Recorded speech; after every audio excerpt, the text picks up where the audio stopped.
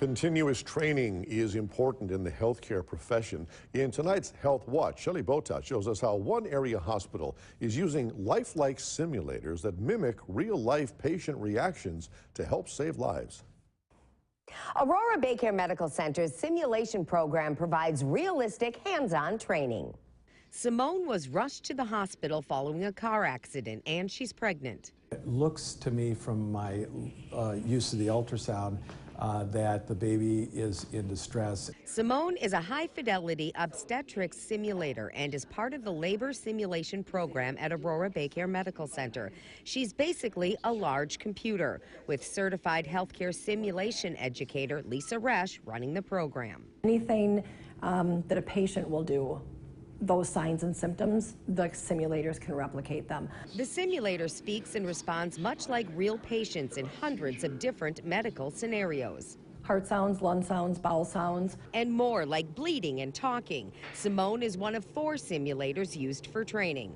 And they actually have to put their hands on, assess the patients, talk to the patients, put equipment together, give medications. Any patient caregiver who has patient contact trains with the simulator program periodically in a team approach setting, and they don't know what the scenario will be. We put them into an environment or a situation that they could encounter in their real patient care area. Dr. Stephen Searing is the medical director of Women's Health Services. He says working on simulators is better for training than working on mannequins or actors. Can increase her blood pressure, decrease her blood pressure. We can do things with her that an actor wouldn't be able to replicate.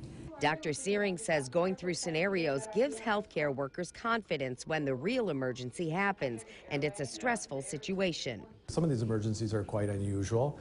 And we're not going to see them every day, so it's nice to be well-versed in the simulation, prepared for the worst. She needs a C-section. Both believe the training improves staff care and saves lives. When we actually encounter the emergency, everyone is that much calmer because they've done it with the simulations. Caregivers will come back to me after the fact and say, I knew what to do because I learned it in simulation. Aurora BayCare is the only hospital in Northeast Wisconsin who has a simulation training program. To learn more, you can call Aurora BayCare or email healthwatch@aurorabaycare.com. And that's your Health Watch. I'm Shelley